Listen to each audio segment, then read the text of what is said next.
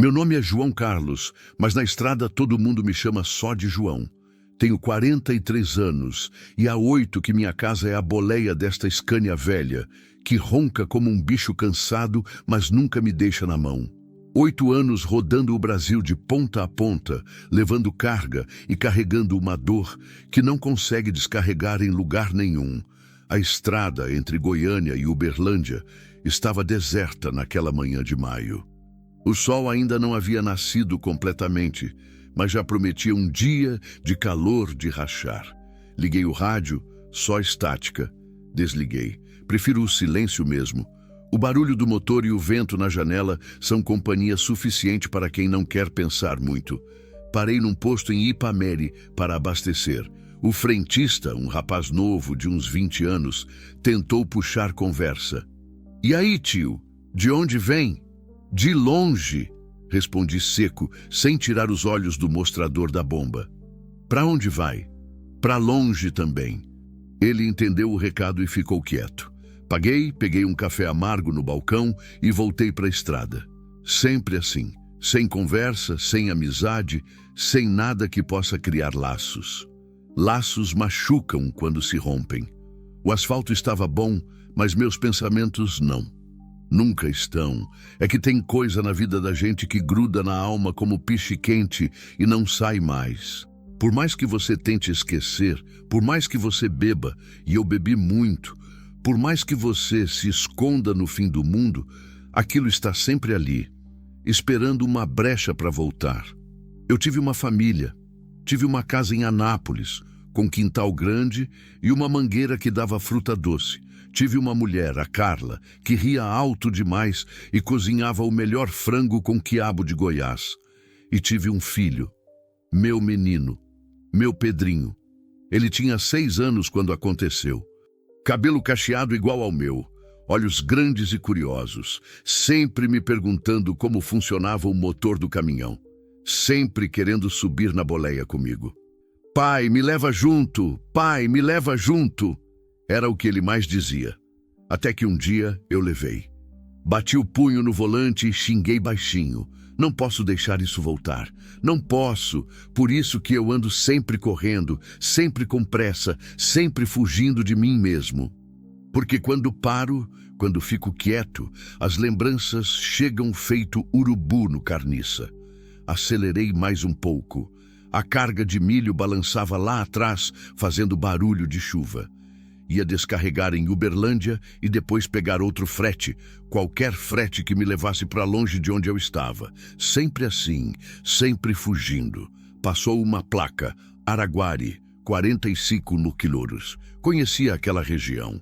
Tinha uma parada ali na frente, um restaurante de beira de estrada onde serviam um prato feito decente. Meu estômago roncou. Não comia nada desde ontem.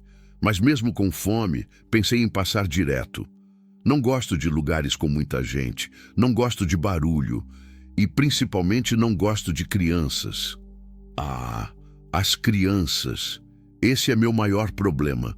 Não consigo olhar para uma criança sem sentir uma coisa ruim no peito, um aperto que me falta ar. Por isso evito parques, escolas, qualquer lugar onde elas possam estar. Na estrada é mais fácil. Aqui só tem adulto, só tem gente grande, só tem pessoas que não me lembram. Parei de pensar. Concentrei no asfalto, no calor que já começava a subir, no cheiro de diesel que grudava na roupa. A estrada é minha fuga, mas também é minha prisão. É o único lugar onde consigo respirar, mas é também onde me sufoco um pouco mais a cada dia. Naquela manhã, rodando pela BR-050 com o sol queimando o para-brisa, eu não fazia ideia de que minha vida ia mudar. Não fazia ideia de que ali na frente, dali a poucos quilômetros, estava me esperando a coisa que eu mais temia e que mais precisava encontrar. Uma criança. Na verdade, 2. O céu estava mudando de cor quando vi a primeira figura na estrada. Nuvens escuras se acumulavam no horizonte, prometendo chuva forte. O vento havia mudado também. Agora vinha gelado, balançando a carreta mesmo carregada. Eram quase 11 da manhã, mas parecia que a tarde ia chegar cedo e pesada. Diminuí a velocidade quando avistei o que parecia ser uma pessoa caminhando pela beira da pista. À distância, podia ser um homem, uma mulher. Não conseguia distinguir, mas conforme me aproximava, as coisas foram ficando mais claras e meu coração disparou.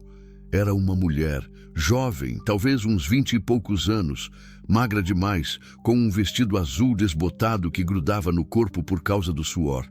Nos braços, carregava um bebê embrulhado numa manta cor-de-rosa.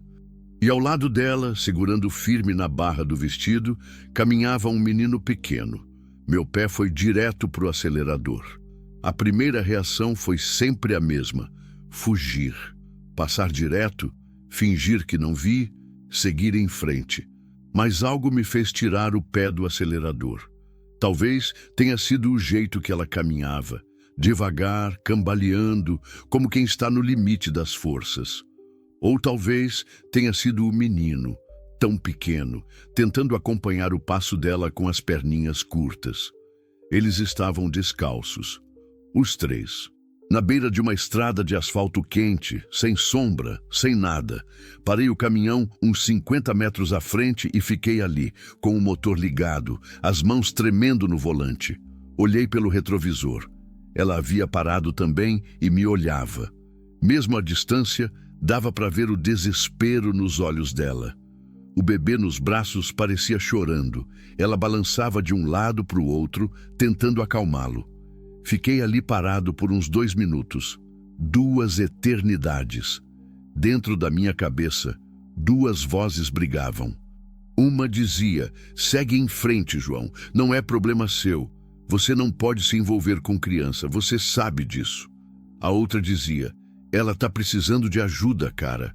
Olha só o estado delas. Você não pode deixar uma mulher com 2 crianças na estrada assim.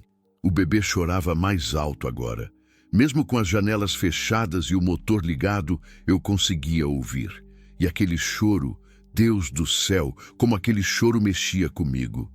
Fechei os olhos com força, tentando não lembrar. Tentando não ouvir a voz do meu Pedrinho chamando: pai, pai, me ajuda! Não posso pensar nisso agora. Respirei fundo, engatei a ré e voltei devagar até onde eles estavam. Parei bem ao lado. Ela se aproximou da janela e eu pude ver melhor o rosto dela. Bonita, apesar do cansaço e da sujeira, olhos castanhos grandes, boca ressecada, cabelo escuro preso num rabo de cavalo desfeito. Mas o que mais me chamou a atenção foi a dignidade. Mesmo naquele estado, ela mantinha a cabeça erguida. Abri a janela. Moça, você está bem? Perguntei, tentando manter a voz firme.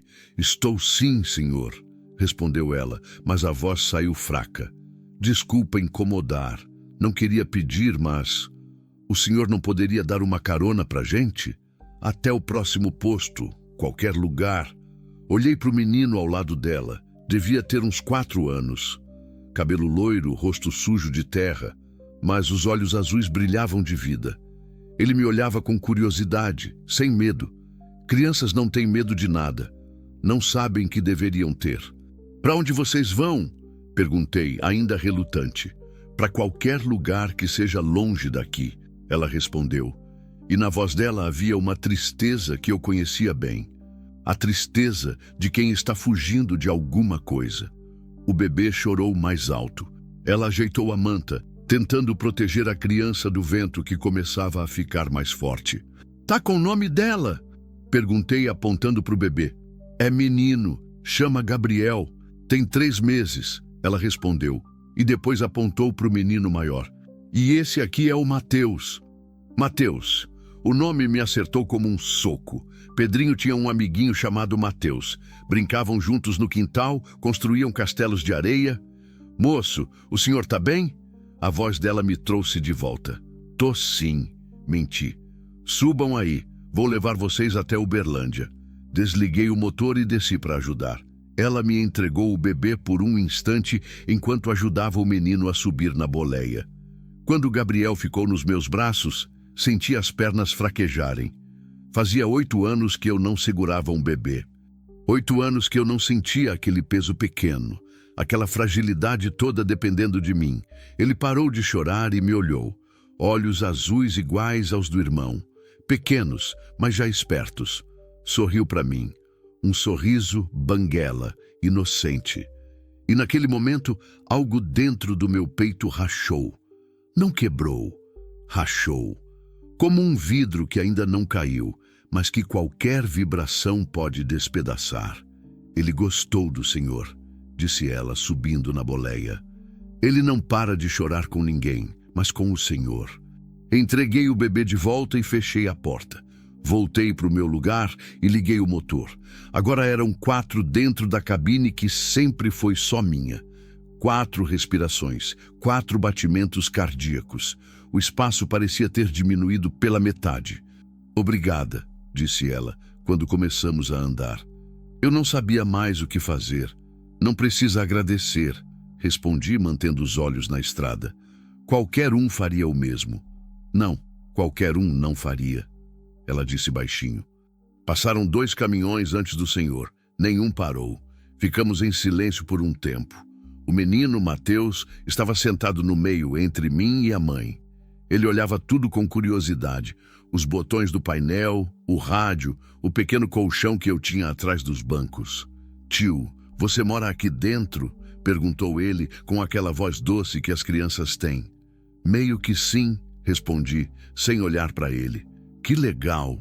Eu também queria morar num caminhão, ele disse empolgado.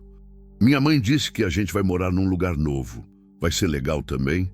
A mãe segurou a mão dele. Vai sim, filho. Vai ser um lugar só nosso. Mas na voz dela não havia certeza. Havia esperança, que é coisa diferente. Esperança é o que a gente tem quando não tem mais nada para se agarrar. Qual é o seu nome? Perguntei a ela. Fernanda. Fernanda dos Santos, ela respondeu. E os meninos são Mateus e Gabriel. João Carlos. Mas todo mundo me chama só de João. Prazer, João.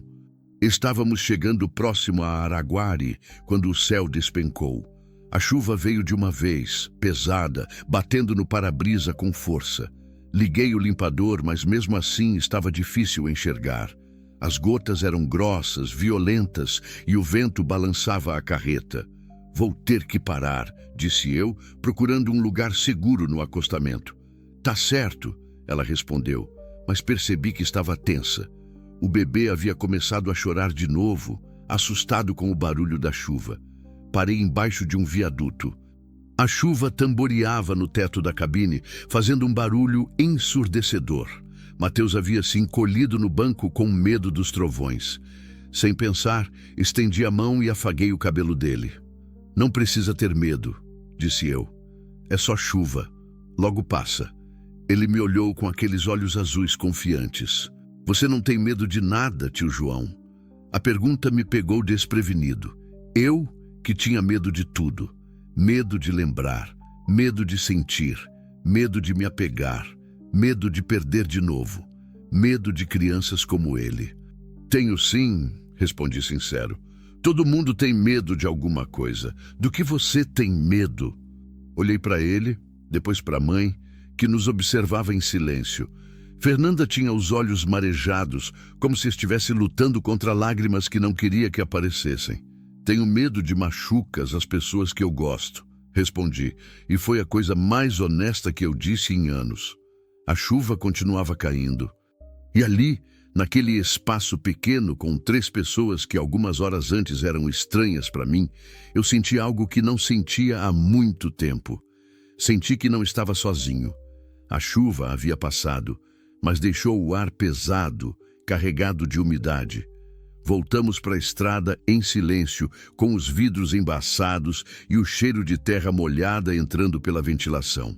Fernanda limpava o rosto do Gabriel com um paninho que tirou da pequena sacola que carregava, a única coisa que parecia ter no mundo. Mateus dormia encostado no meu braço direito.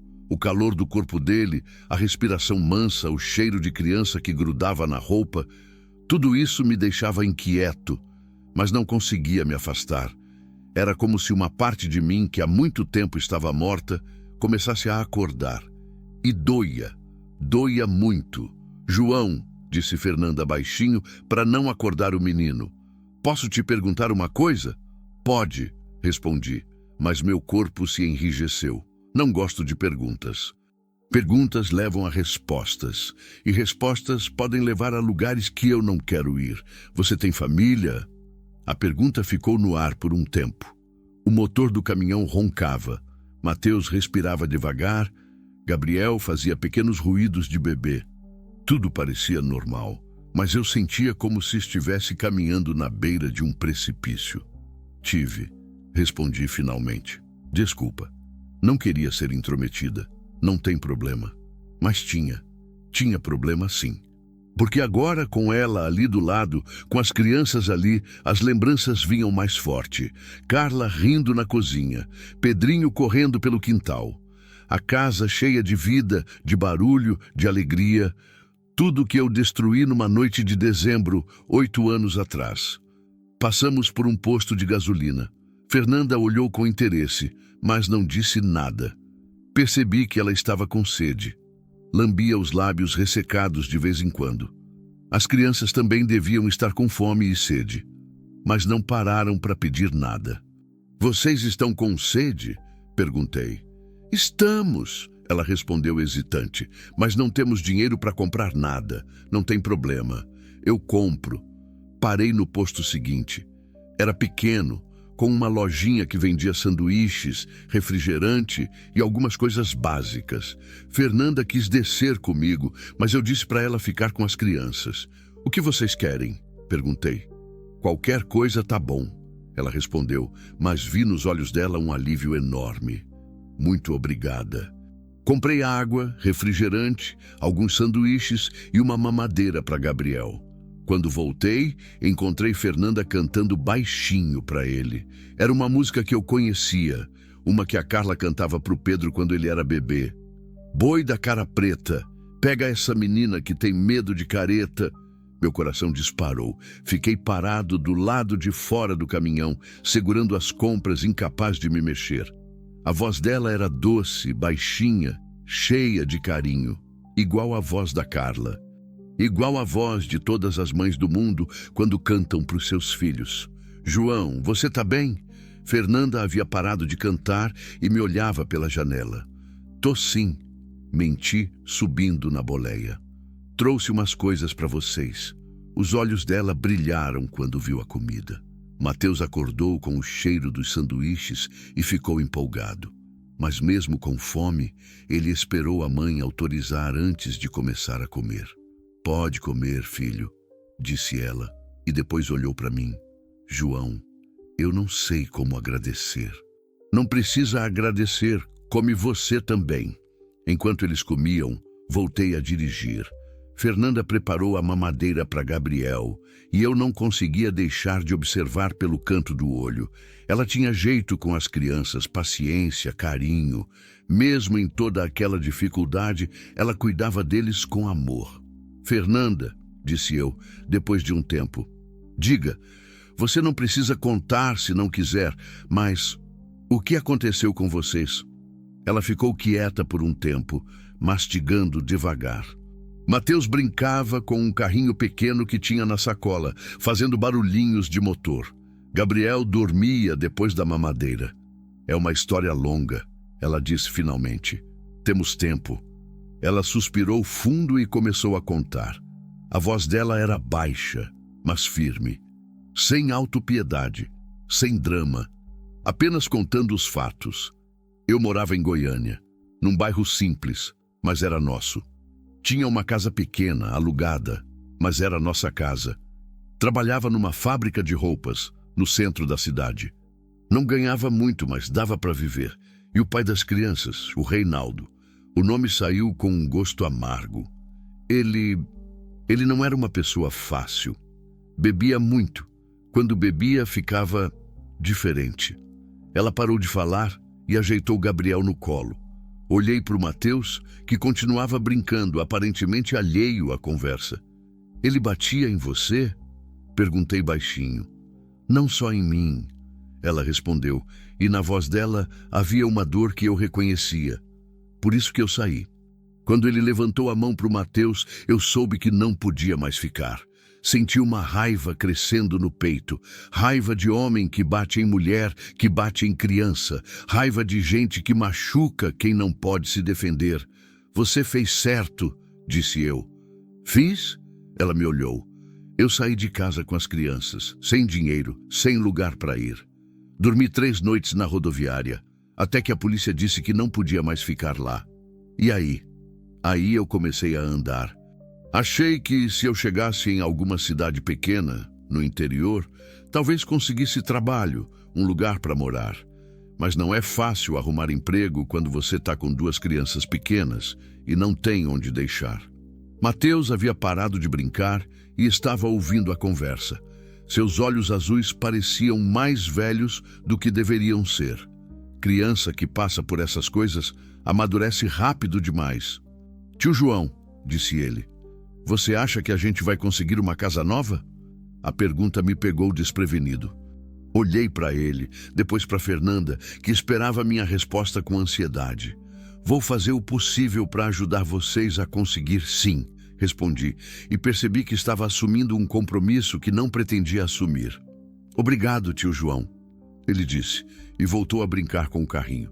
Fernanda me olhou com lágrimas nos olhos. Você não precisa se preocupar com a gente, disse ela. Já fez muito. Eu sei que não preciso, respondi. Mas quero. E era verdade. Pela primeira vez em 8 anos, eu queria me preocupar com alguém. Queria ajudar. Queria sentir que minha vida tinha algum propósito além de fugir do passado. Estávamos chegando em Uberlândia quando Gabriel começou a chorar. Não era choro de fome ou de fralda suja. Era um choro diferente, mais agudo, desesperado. Fernanda ficou aflita, tentando acalmá-lo. Ele está muito quente, disse ela, tocando a testa do bebê. Acho que está com febre. Tem hospital em Uberlândia, disse eu, pisando no acelerador. Vamos lá. Não, João, não precisa. Ele fica assim mesmo às vezes. Passa. Mas eu via no rosto dela que ela estava preocupada, muito preocupada. E Gabriel chorava cada vez mais alto, um choro que cortava o coração. Fernanda, a gente vai no hospital. Não vou deixar essa criança doente sem atendimento. Mas não tenho dinheiro para pagar. Quem falou em pagar? Tem SUS para isso. Ela me olhou com alívio e gratidão. Mateus também estava preocupado, tocando a cabeça do irmãozinho. Não chora, Gabriel, ele dizia. O tio João vai cuidar da gente. Essas palavras me acertaram como um raio. O tio João vai cuidar da gente. Quando foi que eu me tornei o tio João? Quando foi que essas pessoas se tornaram minha responsabilidade? Quando foi que eu deixei de ser apenas um caminhoneiro solitário e me tornei alguém em quem outras pessoas confiam? Cheguei no hospital e parei na emergência. Fernanda desceu correndo com Gabriel nos braços e eu fiquei no estacionamento com Mateus. Ele estava assustado, com os olhos cheios de lágrimas. O Gabriel vai ficar bom, tio João? Vai sim, respondi. E pela primeira vez em muito tempo eu estava rezando para que fosse verdade. Você não vai embora, né? A pergunta me deixou sem fala. Olhei para aquele menino pequeno, assustado, que acabara de conhecer e que já confiava em mim mais do que eu merecia. Não vou embora, respondi. Prometo. E naquele momento eu soube que minha vida tinha mudado para sempre, que eu não ia mais conseguir fugir, que essas 3 pessoas tinham se tornado de alguma forma minha família, mesmo que eu não soubesse ainda como lidar com isso. 3 horas. 3 horas esperando na sala de emergência do hospital, com Mateus dormindo no meu colo e eu olhando para o relógio a cada minuto. Nunca pensei que pudesse ficar tão aflito por causa de uma criança que nem era minha. Mas ali estava eu com o coração apertado, rezando para um Deus que há muito tempo eu achava que tinha me abandonado. Fernanda saiu da sala dos médicos com Gabriel no colo. Ela estava pálida, mas aliviada. E aí? Perguntei, tentando não demonstrar o desespero na voz. Infecção no ouvido, ela respondeu, sentando ao meu lado. Nada grave, mas doloroso. O médico passou antibiótico e analgésico. Graças a Deus, suspirei. João, ela hesitou. Os remédios custam R$ 120. Olhei para ela. Vi a vergonha nos olhos, a humilhação de ter que pedir. Sabia bem o que significava não ter dinheiro nem para remédio do filho. Vamos na farmácia, disse eu, levantando com Mateus ainda dormindo nos braços. Eu não posso aceitar que você pague mais uma coisa pra gente. Fernanda, para. Você pagaria se tivesse, não é? Claro que sim. Então tá combinado. Quando você tiver, você paga. Por enquanto, eu empresto. Na farmácia, comprei os remédios e algumas coisas a mais. Fraldas para o Gabriel, umas roupinhas para o Mateus, leite em pó. Fernanda tentou protestar, mas eu fingi que não ouvi. Quando saímos, já eram quase 8 da noite. Gabriel estava mais calmo com o remédio para dor e Mateus havia acordado com fome. Onde vocês vão dormir hoje? Perguntei, mas já sabia a resposta pelo jeito que ela desviou o olhar. A gente dá um jeito, ela disse. Não dão jeito nenhum. Vocês vêm comigo. João, não podemos... Claro que podem. Eu tenho uma casa. A mentira saiu naturalmente. Eu não tinha casa. Fazia 8 anos que eu não tinha casa. Mas naquele momento, eu soube que ia ter que arranjar uma. Não podia deixar uma mulher com 2 crianças pequenas dormindo na rua.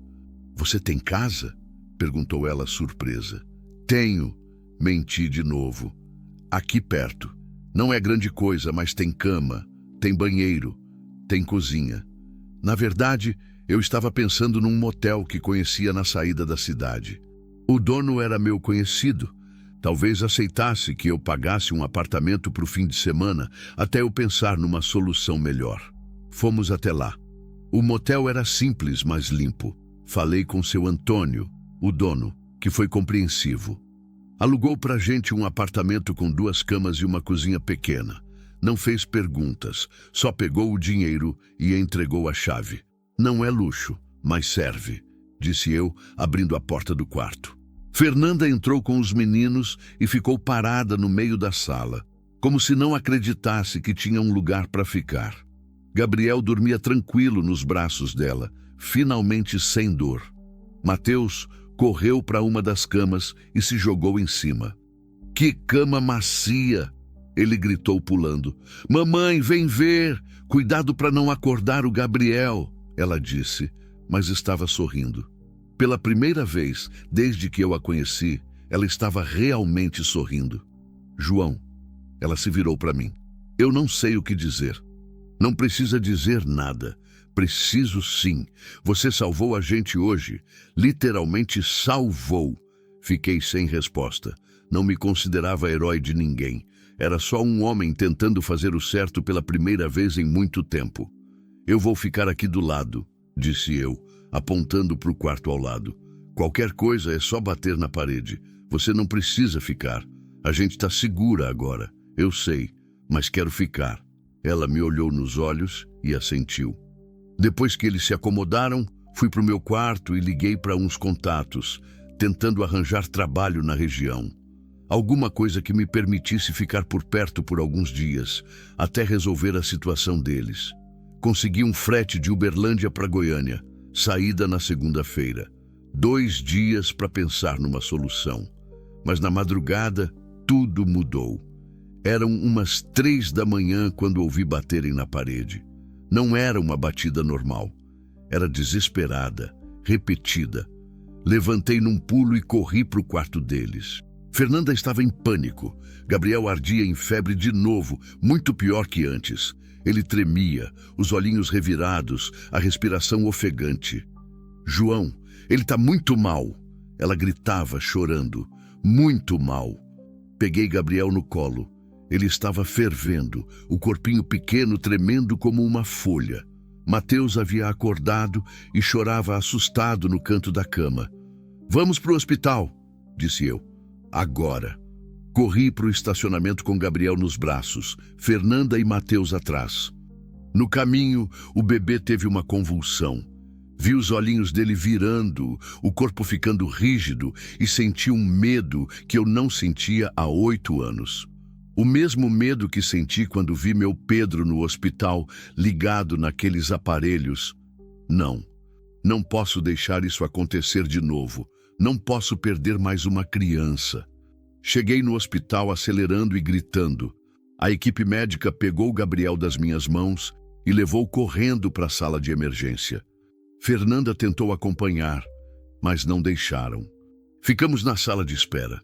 Fernanda chorava desesperada, Mateus agarrado nela. Eu andava de um lado para o outro, incapaz de ficar parado.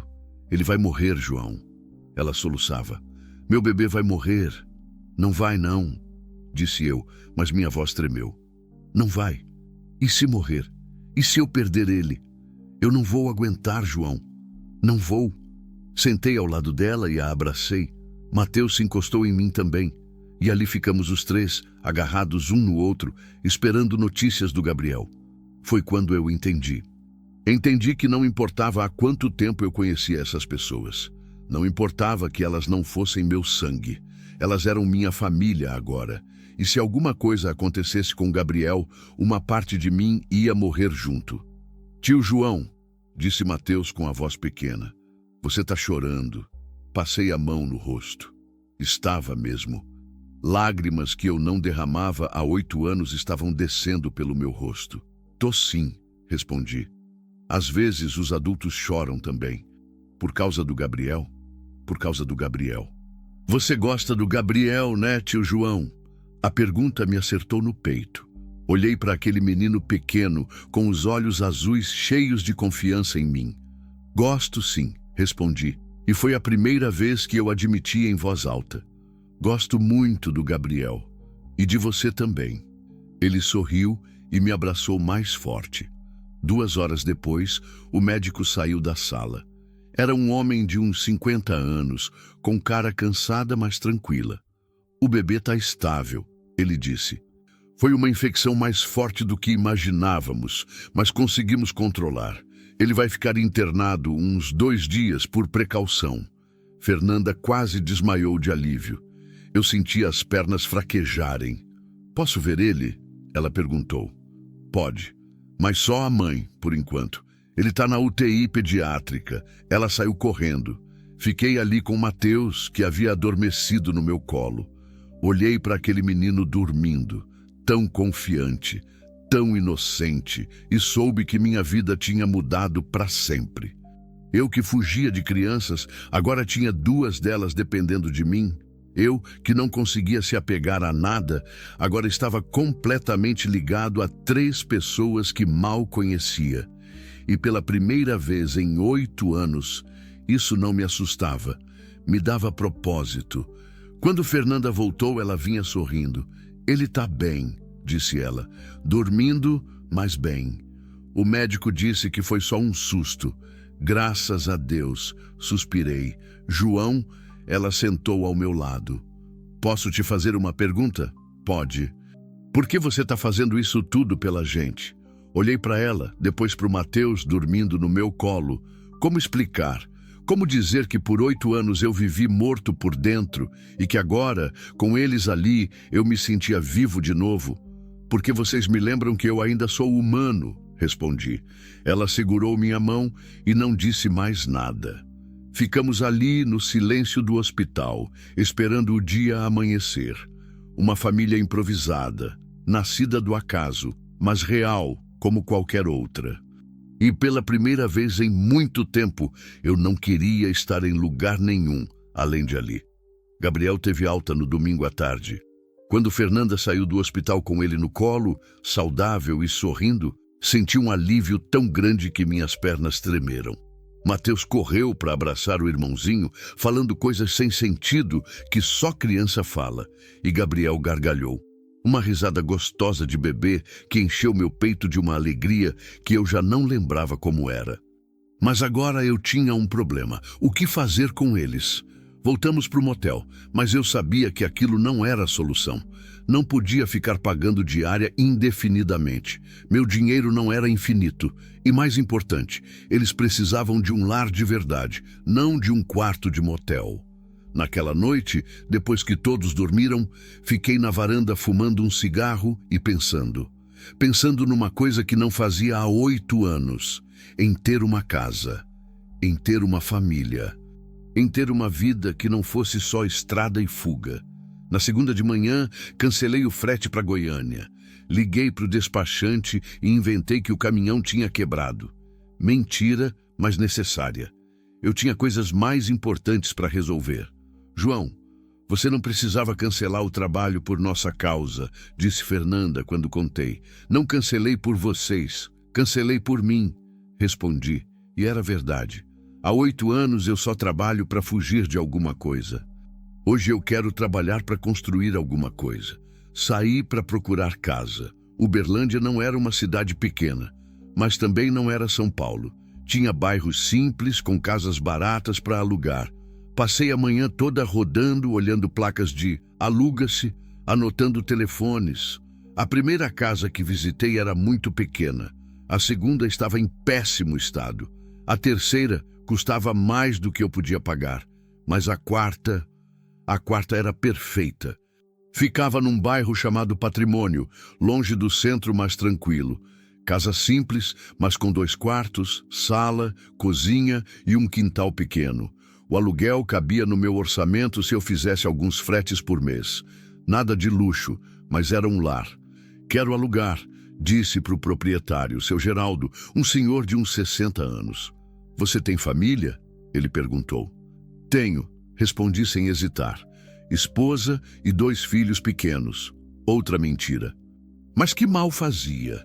No meu coração, eles já eram minha família mesmo.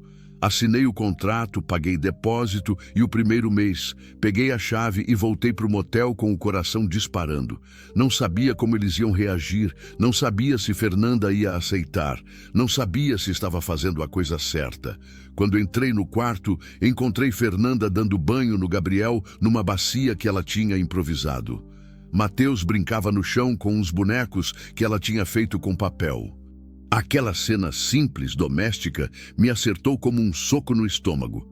Era assim que deveria ser uma família. Era assim que eu queria que fosse. Fernanda, disse eu, preciso falar com vocês. Ela terminou de secar Gabriel e se sentou na cama. Mateus largou os brinquedos e veio sentar do meu lado. Aluguei uma casa, disse eu sem rodeios. Como assim? Uma casa, para vocês morarem. João, ela começou. Mas eu interrompi. Deixa eu terminar. Aluguei uma casa porque vocês precisam de um lugar para ficar. É pequena, simples, mas é um lar de verdade. Com quintal para o Mateus brincar, com quarto para o Gabriel dormir tranquilo. Vocês não pagam nada. Eu pago o aluguel. Eu não posso aceitar isso. Ela disse, balançando a cabeça. Já é demais o que você fez. Por que não pode? Porque não é certo. Você mal me conhece. A gente mal se conhece. E daí? Como assim? E daí? Respirei fundo. Chegar a hora de falar a verdade. Fernanda, faz 8 anos que eu vivo morto por dentro. 8 anos que eu não sinto nada além de culpa e dor. Quando eu encontrei vocês na estrada, alguma coisa dentro de mim acordou. Não sei explicar direito, mas vocês me salvaram tanto quanto eu salvei vocês. Ela me olhava em silêncio, com lágrimas nos olhos. Eu perdi minha família, continuei. Perdi meu filho, por culpa minha. E jurei que nunca mais ia me apegar a nada nem ninguém. Mas vocês chegaram na minha vida como um furacão. E agora eu não consigo imaginar minha vida sem vocês.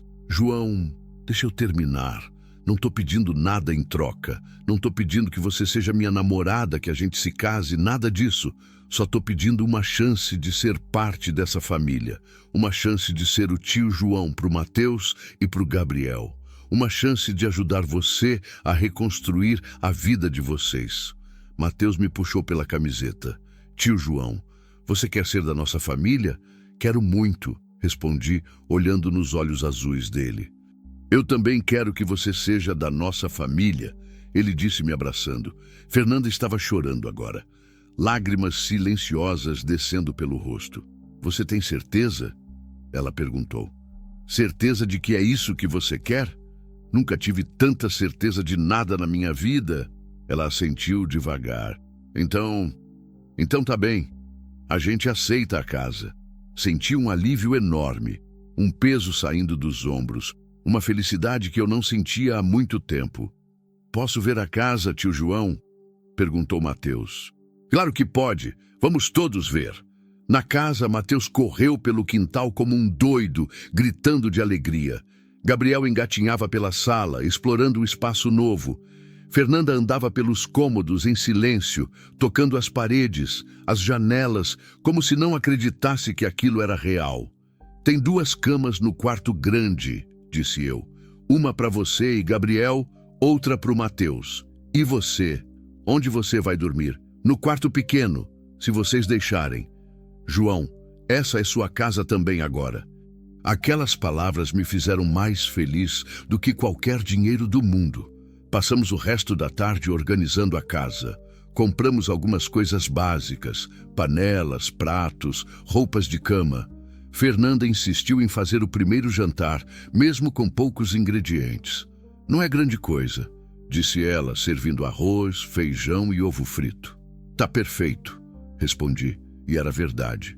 Fazia 8 anos que eu não comia uma refeição feita em casa, numa mesa de família. Depois do jantar, demos banho nos meninos e os colocamos para dormir. Mateus queria que eu contasse uma história. Então inventei uma sobre um caminhoneiro que viajava pelo Brasil ajudando pessoas. Ele dormiu sorrindo. Gabriel também dormiu tranquilo, no berço improvisado que fizemos com uma caixa e uns cobertores. Fernanda e eu ficamos na sala, tomando café e conversando baixinho. João, disse ela, posso te perguntar uma coisa? Claro. O que aconteceu com seu filho? A pergunta que eu sabia que ia chegar, a pergunta que eu temia, mas que sabia que precisava responder. Se íamos ser uma família, ela tinha direito de saber a verdade. Ele se chamava Pedro, comecei, e só de falar o nome dele minha voz tremeu. Pedrinho, tinha 6 anos, parei, respirei fundo, juntei coragem. Eu bebia muito naquela época, muito mesmo. E uma noite ele queria ir comigo numa viagem. Ficou pedindo. Minha esposa disse que não, que ele era muito pequeno, mas eu estava bêbado e achei que seria legal levar ele.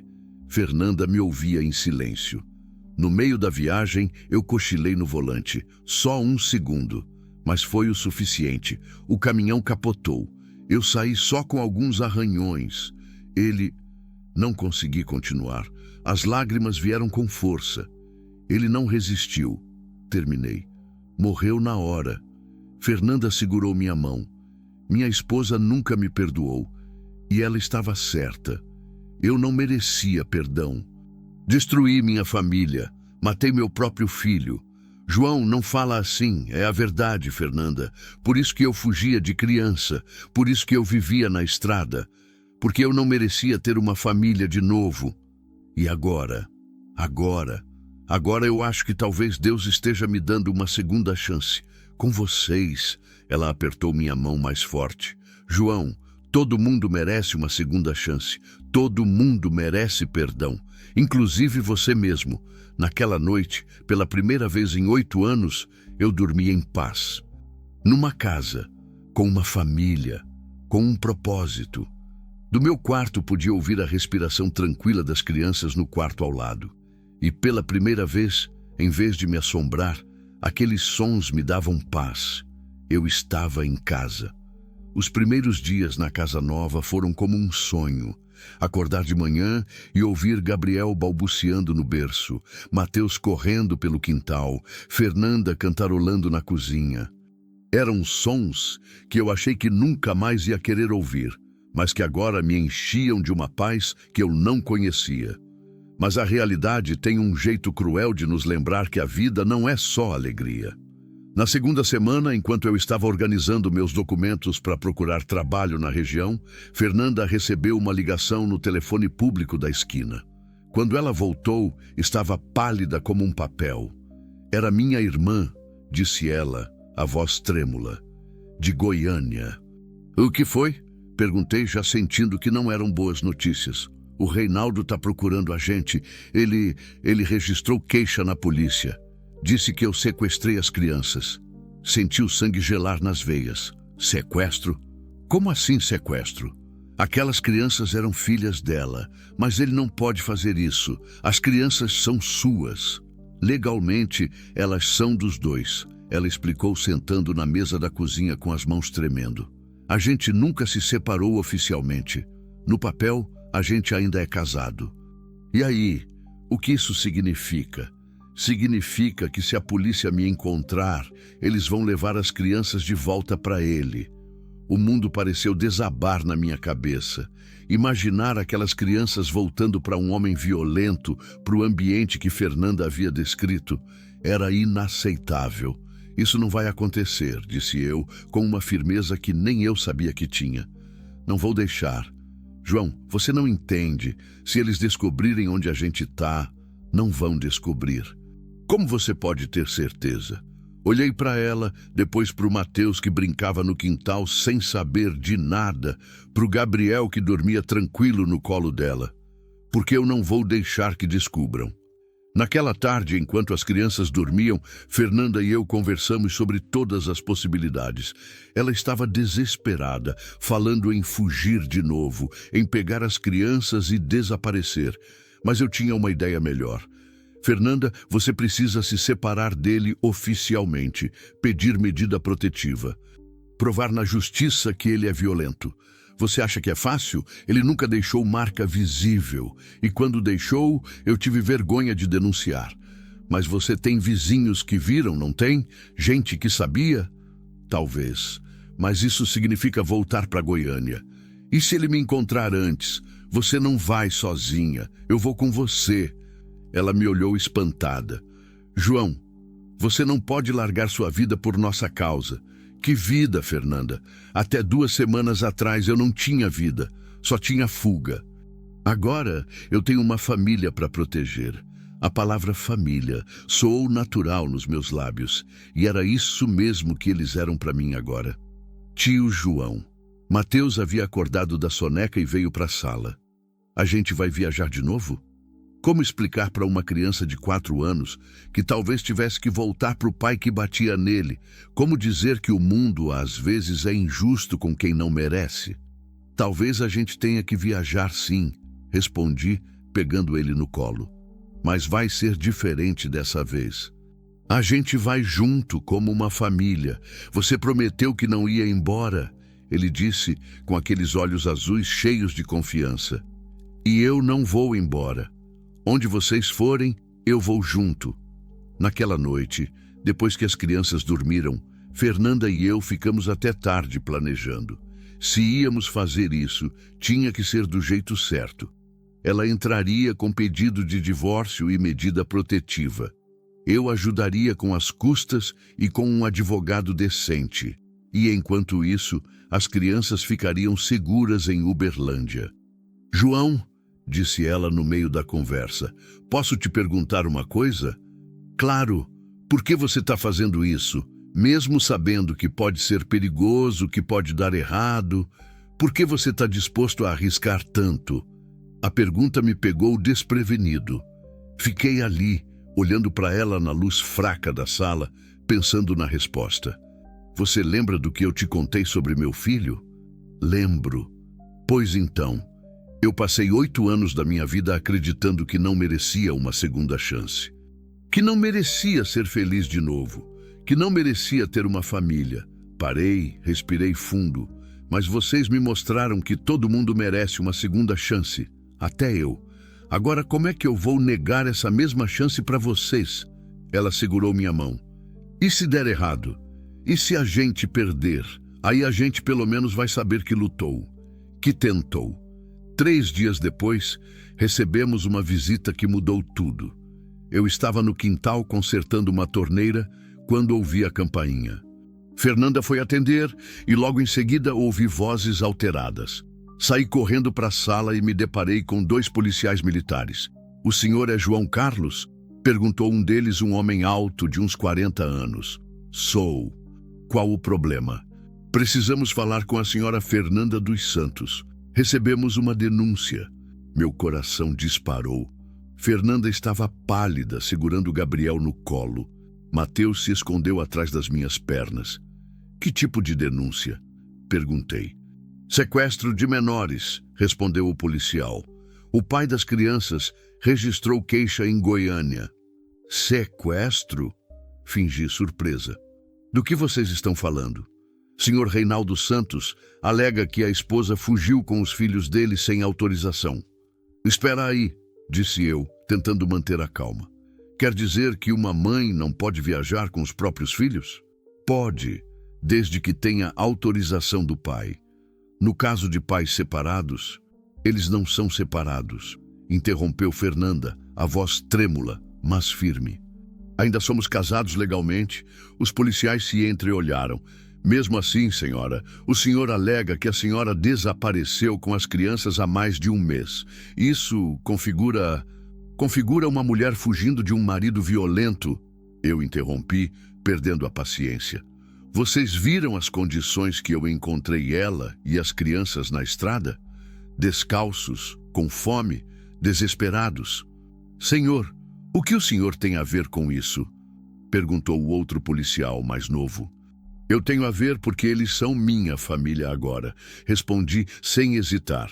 Como assim sua família?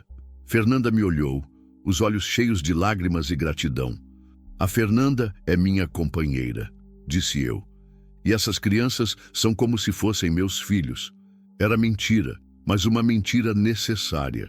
E no fundo, era mais verdade do que qualquer papel oficial. Mesmo assim, disse o policial mais velho, vamos precisar que a senhora compareça à delegacia para esclarecer a situação. Ela vai, disse eu. Mas com advogado, tio João? Mateus me puxou pela calça. Eles vão levar a gente embora? Olhei para aquele menino pequeno, assustado, dependendo de mim para protegê-lo. Lembrei do meu Pedro nos últimos momentos, quando ele me olhou pedindo ajuda e eu não pude fazer nada. Dessa vez seria diferente. Não vão levar ninguém embora, disse eu, pegando ele no colo. Eu prometo. Os policiais foram embora, mas deixaram claro que Fernanda teria que se apresentar na delegacia em 48 horas. Quando eles saíram, ela desabou no sofá chorando. Acabou, João. Eles vão pegar as crianças. Não vão, não, disse eu, sentando ao lado dela. A gente vai lutar. Como? Contra quem? Eu não tenho dinheiro para advogado. Não tenho como provar que ele é violento. Fernanda, olha para mim. Peguei o rosto dela nas mãos. Você confia em mim? Confio. Então me deixa cuidar disso. Me deixa proteger vocês. Naquela noite, depois que as crianças dormiram, liguei para alguns contatos que ainda tinha em Goiânia. Caminhoneiros conhecem gente em todo lugar e eu precisava de informações sobre esse Reinaldo. O que descobri me deixou ainda mais determinado a não deixar aquelas crianças voltarem para ele. Reinaldo Santos tinha passagem pela polícia por embriaguez, briga em bar e suspeita de agressão doméstica, mas nunca formalizada. Era exatamente o tipo de homem que eu imaginava. Na manhã seguinte, fui à delegacia sozinho, antes que Fernanda se apresentasse. Conversei com o delegado, um homem de meia idade que parecia razoável. Doutor, disse eu, essa mulher e essas crianças fugiram de casa porque estavam sendo agredidas. Sei que ela não tem provas formais, mas eu vi o estado que elas estavam na estrada. E o senhor é quem, exatamente? Alguém que se importa com elas. Alguém que não vai deixar que voltem para um ambiente violento. Senhor João, compreendo sua preocupação, mas a lei é clara. Se não há denúncia formal de agressão, se não há processo de separação, as crianças pertencem tanto ao pai quanto à mãe. E se eu provar que ele é violento, como? Me dê uns dias. Só uns dias para conseguir testemunhas, provas. Não deixe as crianças voltarem para ele até lá. O delegado ficou pensativo. 3 dias, disse ele finalmente. Mas a senhora tem que se apresentar aqui hoje. E se em 3 dias o senhor não trouxer nada concreto, vou ter que cumprir o mandado. 3 dias é suficiente. Quando cheguei em casa, encontrei Fernanda dando café da manhã para os meninos, tentando manter a normalidade. mas eu via no rosto dela o medo, a ansiedade. E aí, ela perguntou quando ficamos sozinhos. Consegui 3 dias. Você vai se apresentar hoje, mas eles não vão levar as crianças ainda. E depois dos 3 dias? Depois dos 3 dias, a gente vai ter conseguido o que precisa para provar que ele não merece essas crianças. João, você está sendo muito otimista. Fernanda, interrompi ela, você lembra do que você me disse sobre todo mundo merecer uma segunda chance? Lembro. Pois então, essa é a nossa segunda chance. A gente não pode desperdiçar. Naquela tarde, enquanto Fernanda estava na delegacia, fiquei em casa com as crianças. Mateus estava mais grudento que o normal, não saía do meu lado. Gabriel chorava mais que o normal também. As crianças sentem quando a tensão está no ar. Tio João, disse Mateus enquanto brincávamos no quintal. A gente vai ter que voltar para o papai? A pergunta me acertou como uma punhalada. Como responder isso para uma criança? Por que você quer voltar para o seu pai? Ele balançou a cabeça com força. Não quero. Ele grita muito e machuca a mamãe. Mateus, olha para mim. Me abaixei na altura dele. Eu prometi que ia proteger vocês, lembra? Lembro. Então pode ficar tranquilo. Não vou deixar ninguém machucar você, nem sua mamãe, nem o Gabriel. Tá bom? Tá bom, tio João. Eu gosto de você. Eu também gosto muito de você. Quando Fernanda voltou da delegacia, ela vinha um pouco mais tranquila. O delegado parece ser uma pessoa decente, disse ela. Explicou que se a gente conseguir provas da violência, ele pode pedir para a justiça suspender a guarda temporariamente. Viu? Eu disse que ia dar certo. João, ela hesitou. O que você disse para ele sobre a gente? Que você é minha companheira. Que as crianças são como se fossem minhas, mas a gente não... Eu sei que a gente não é nada oficialmente, mas no meu coração, vocês são minha família, e se precisar mentir para proteger minha família, eu minto quantas vezes for necessário. Ela me olhou com aqueles olhos castanhos, cheios de emoção. João, você tem certeza de que é isso que você quer? Ter uma família pronta, com todos os problemas que vêm junto? Fernanda, eu perdi minha primeira família por culpa minha. Não vou perder a segunda por falta de coragem de lutar.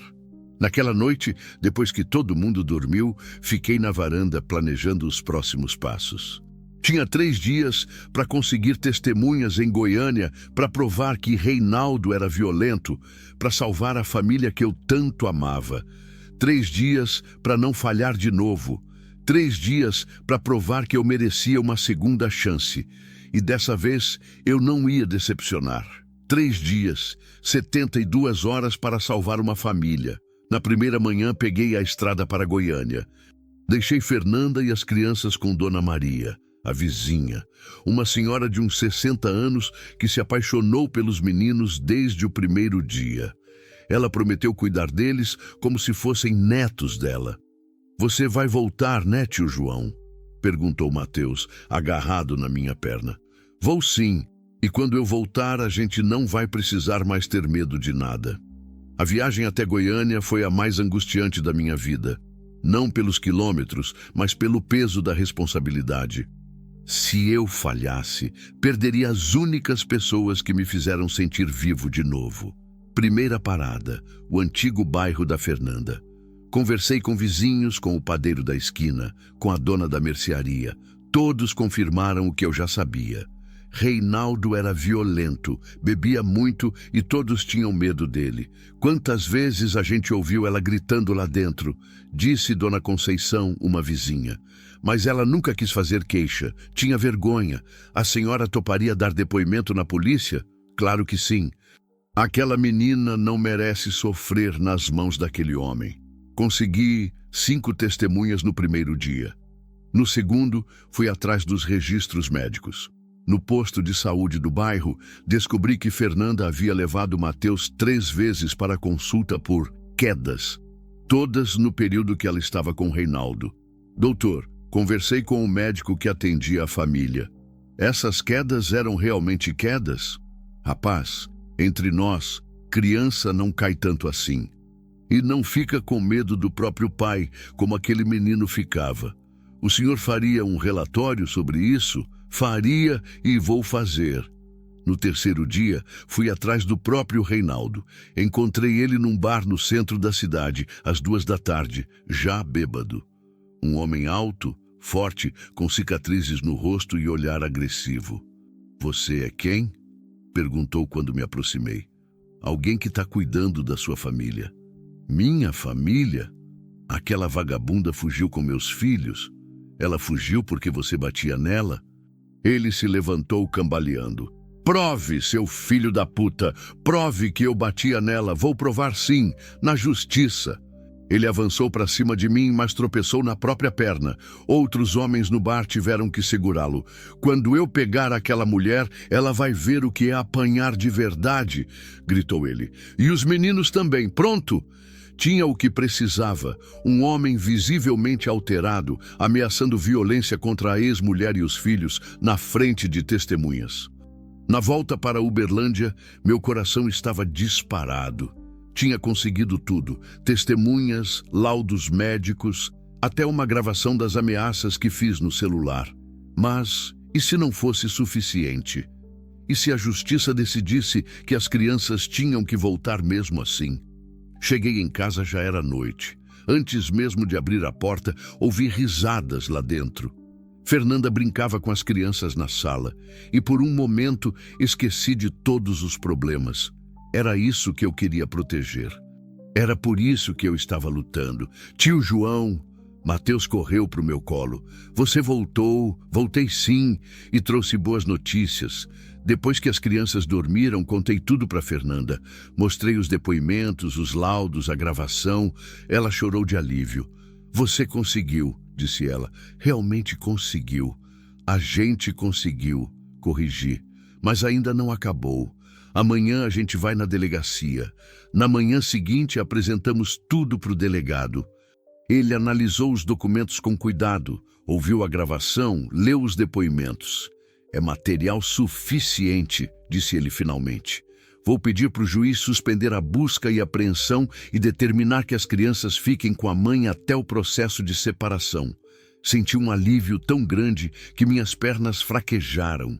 Fernanda chorou. Depois de meses de medo, finalmente estávamos livres. Mas a melhor surpresa veio 3 semanas depois. Fernanda havia conseguido um emprego numa loja de roupas no centro de Uberlândia.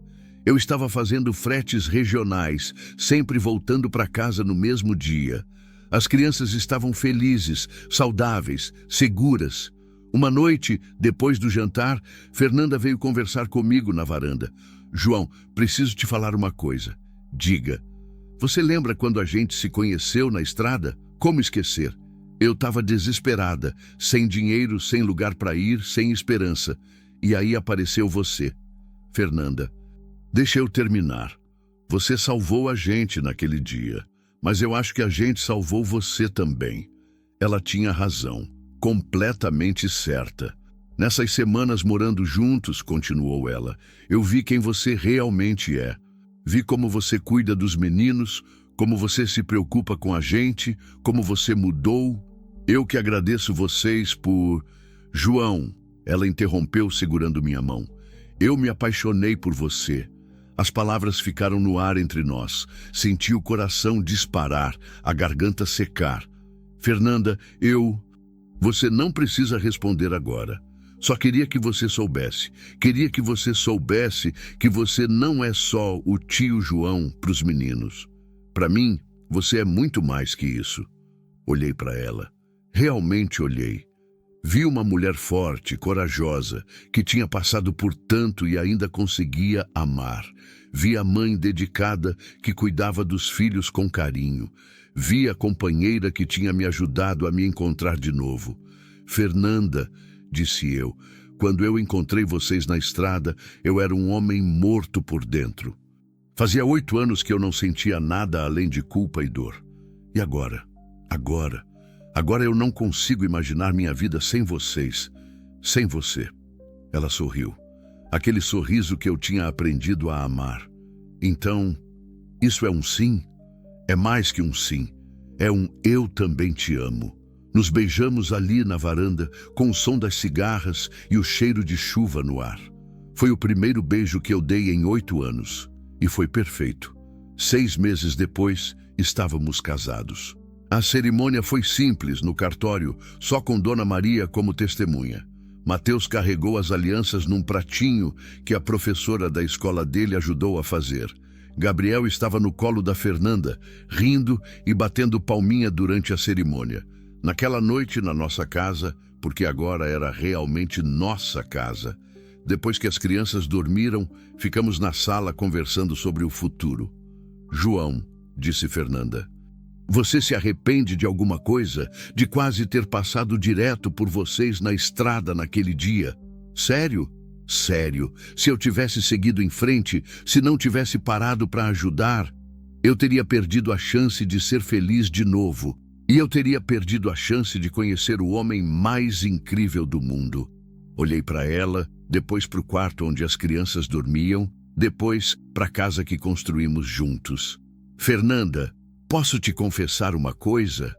Claro, eu sempre odiei crianças. Depois que perdi meu filho, eu não conseguia ficar perto de nenhuma criança sem lembrar dele, sem sentir dor. E agora? Agora eu entendo que as crianças não são lembranças do que eu perdi. Elas são promessas do que eu posso construir. Naquela noite, pela primeira vez, consegui falar do Pedro sem chorar. Contei para Fernanda sobre ele, sobre como era, sobre os sonhos que eu tinha. E pela primeira vez, as lembranças não doíam. Elas aqueciam o coração. "Você acha que ele aprovaria a gente?" perguntou ela. "Tenho certeza que sim. Pedro sempre quis um irmãozinho. Agora ele tem 2. 2 anos se passaram. Hoje, enquanto escrevo isso, estou sentado na mesa da cozinha da nossa casa. Fernanda está preparando o café da manhã, cantando baixinho uma música que Mateus aprendeu na escola. Gabriel, agora com quase 3 anos, brinca no chão com uns carrinhos. Mateus, já com 6 anos, me mostra o desenho que fez para mim. Uma família de 4 pessoas de mãos dadas. "Esse aqui é você, Papai João", ele diz, apontando para o boneco maior. "Esse é eu, essa é a mamãe, e esse pequenininho é o Gabriel, Papai João." Ele começou a me chamar assim há alguns meses, e cada vez que ouço, meu coração se enche de uma alegria que eu pensava que nunca mais ia sentir. "Ficou lindo, filho", digo, e a palavra filho sai naturalmente. Porque é isso que eles são para mim agora, meus filhos, minha família, minha vida. Às vezes, quando estou dirigindo, agora só pego fretes que me deixam voltar para casa no mesmo dia. Eu penso naquele homem amargo e solitário que encontrou uma mulher desesperada na estrada há 2 anos. Penso em como a vida pode mudar em questão de segundos. Em como um gesto simples, parar para ajudar alguém, pode transformar tudo. Fernanda sempre diz que eu salvei ela e as crianças naquele dia. Mas a verdade é que eles me salvaram também. Me salvaram da solidão, da culpa, do vazio. Me ensinaram que é possível recomeçar. Me ensinaram que o amor não tem prazo de validade. Ontem, Mateus me perguntou se eu era feliz. "Muito feliz", respondi. "Mais feliz que quando você era sozinho no caminhão? Muito mais feliz." Por quê? Como explicar para uma criança de 6 anos que a felicidade não é a ausência de problemas, mas a presença de pessoas para quem você importa? Como dizer que a família não é só quem tem o mesmo sangue, mas quem escolhe ficar ao seu lado nos momentos difíceis? "Porque agora eu tenho vocês", respondi simplesmente, e ele sorriu. Aquele sorriso que ilumina qualquer dia, por mais nublado que esteja. Se você me encontrar hoje na estrada, não vai ver mais aquele homem sombrio e solitário de 2 anos atrás. Vai ver um caminhoneiro que carrega na carteira fotos dos filhos, que liga toda noite para casa para saber como foi o dia da família, que não vê a hora de chegar em casa. Vai ver um homem que aprendeu que às vezes, quando você para ajudar alguém, quem acaba sendo ajudado é você mesmo.